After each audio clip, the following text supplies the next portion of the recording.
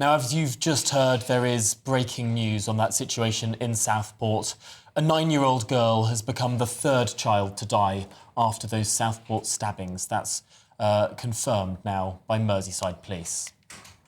Home Secretary Yvette Cooper laid flowers at the scene alongside Southport MP Patrick Hurley. Well, Merseyside Police say that a 17-year-old remains in custody following the ferocious attack.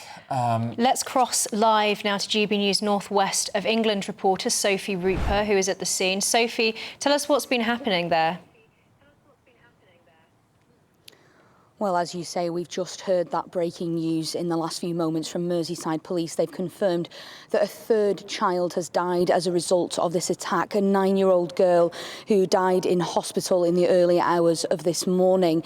In a statement, Merseyside Police said the 9-year-old girl died in hospital in the early hours of this morning. We can confirm that the children who died yesterday were girls aged 6 and 7 years. 8 other children suffered stab wounds sustained during the attack, and 5 of them are in a critical condition.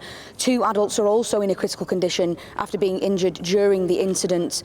They go on to say that specialist family liaison officers are now working with the families, and they also say a name has been shared on social media in connection with the suspect who remains in custody.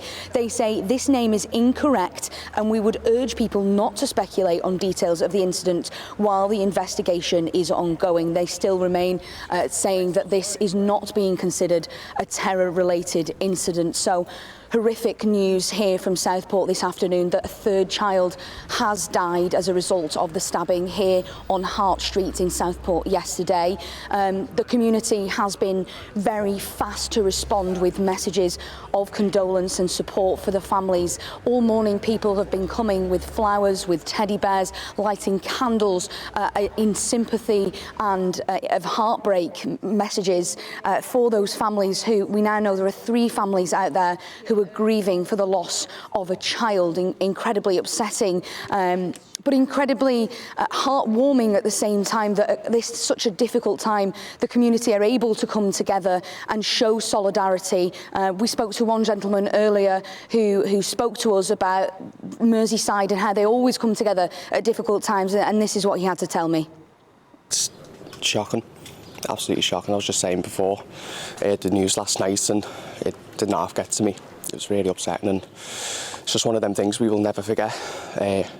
Definitely not in my lifetime. I mean, it's in our blood, isn't it? In our history. You know, anything that terrible happens, you know, we all come together.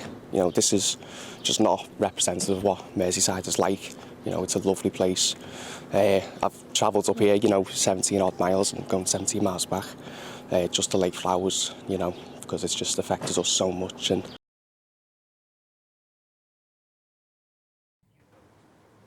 And I think you can really hear the emotion in his voice there as he speaks about the impact that this has had on the local community, but how coming together is in the DNA of the people of Merseyside.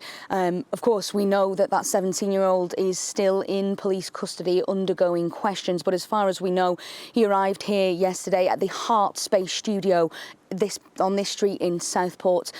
He entered the premises and began to attack. People who witnessed the attack, who witnessed afterwards, have described it as something like out of a horror movie. One can only imagine how horrific it was to see it as it was unfolding. But this community is a strong one, and they will continue to come together and offer support and solidarity for those families who have been affected by the most horrific attack that one could possibly imagine. Sophie, thank you so much for bringing us that report.